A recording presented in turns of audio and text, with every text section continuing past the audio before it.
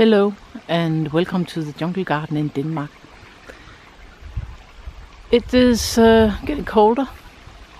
Autumn is coming, but as you can see we still got plants in flower here in the jungle garden, like the cannas, and also the Colocasia is in flower.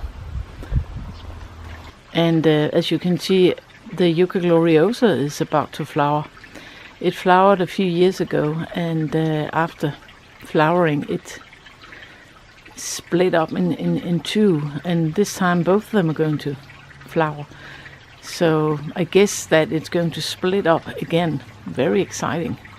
And the big Trachycarpus is still pushing out new leaves. And it's this time of year again where I'm beginning to think about winter protecting the most tender plants, like the Colocasias. This is Colocasia pink china, and normally I don't take them in or dig them up and take them in because they are hardy down to -15 or perhaps a bit lower. But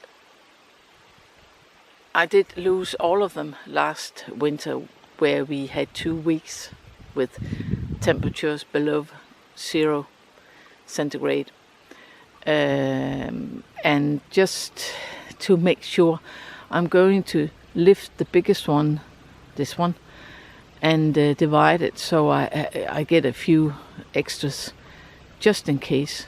The rest of them I'll protect like I normally do, cut them down and wrap them in straw, and then they get a wooden box on top to prevent them from getting too wet.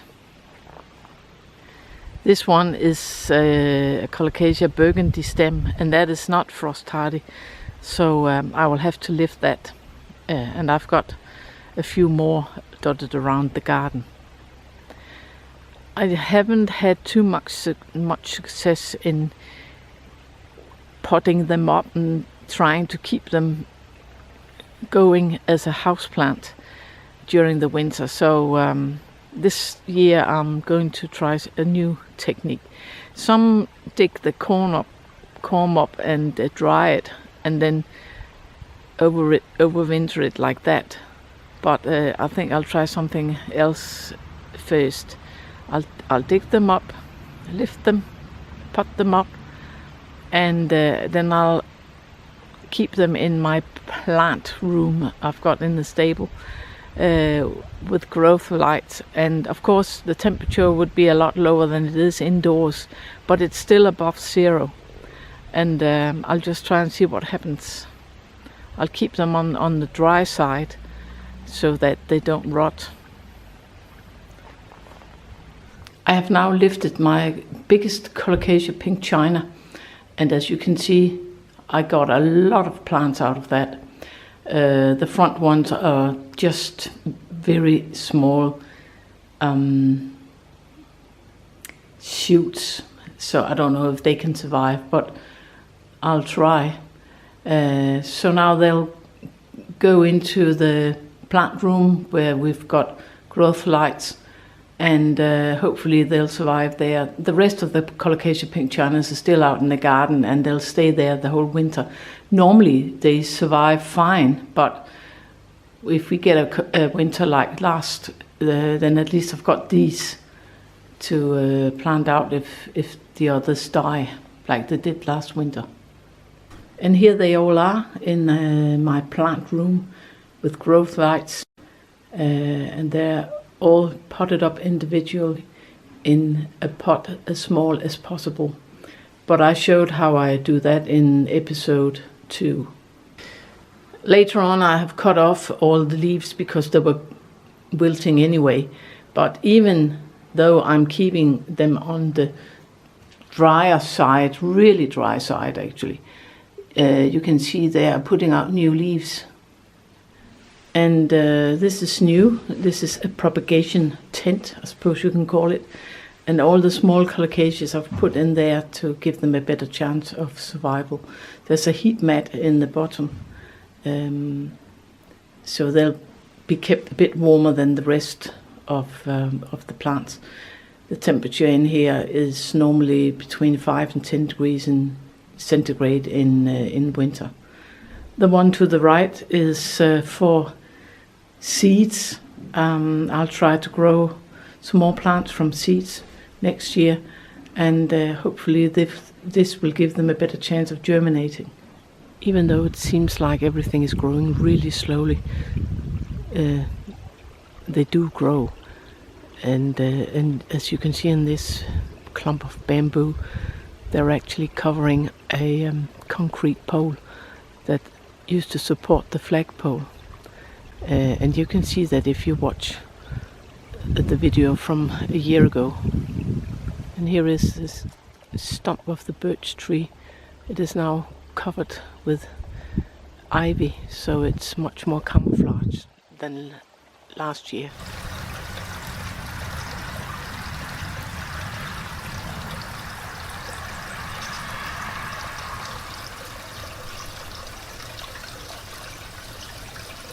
The temperatures are dropping, so we are getting ready for winter. We have put up some shield for the wind this year on the fence, and we are preparing to wrap the bananas. It's way too early yet because it's not cold enough, but we are ready. This year we have made some small fences to shield off the wind.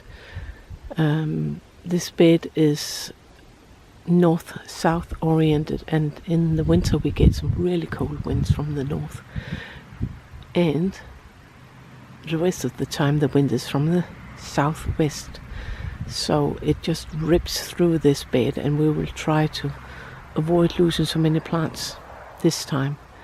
And as you can see, we have also prepared the bananas here, and as always we have put up a fence around the New Zealand bed and the Australian bed to just take the worst winds.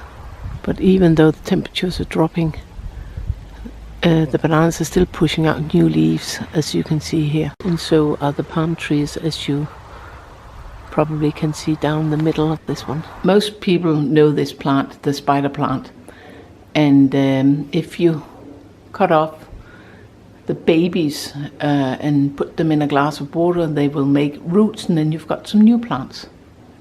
I did that, and then I planted them out in the garden as a ground cover between the bamboo. And of course they're not winter hardy, so I had to dig them up and take them indoors. But they're more hardy than you think, because we did actually have temperatures down to 7 degrees centigrade, and they did quite fine with that. And here they all are, 14 plants. And the funny thing is that they have broader and more thick leaves than the mother plant. So apparently they like it outdoors. I got the idea from one of the English vlogs I'm following called George Jungle Garden, and that's worth a visit. As you can see, the bananas have made lots of pups during the summer. When the time comes, they will be wrapped with the mother plants, but unfortunately the smallest probably won't survive the winter. As mentioned earlier, we have tried to remove them from the mother plant and pot them up and put them in the plant room in the stable during the winter, but with no luck, probably because it is very hard to find the balance between enough water and too much water, because they basically have no root system when they are dug up. As mentioned in an earlier episode, we have made a trial this year. We have dug up the pups in the summertime while it was warm, and we have planted them out in the kitchen garden. That went really well, probably because the soil was warm and dried quickly between each watering. When the temperatures dropped, we potted them up, and now they have developed a root system. I have chosen to take them indoors because I think they are too small to survive going dormant, and as you can see, they're doing really well. As shown in another episode, we had 4 Trachycarpus palms that survived the winter, and they were also planted out in the kitchen garden. Unfortunately, 2 of them died, but these two have survived, and they'll stay here and be planted out in the garden next spring. The pond is also going into winter mode. Most of the plants have wilted, and the fish are not so active anymore. Unfortunately, the local heron found out that there was a very nice sushi restaurant right here, so we've had to put these nets up to make it harder for him to land. But he did manage to eat 5 or 6 fish before we found out. And this is it. I'll see you next time. Thank you for watching.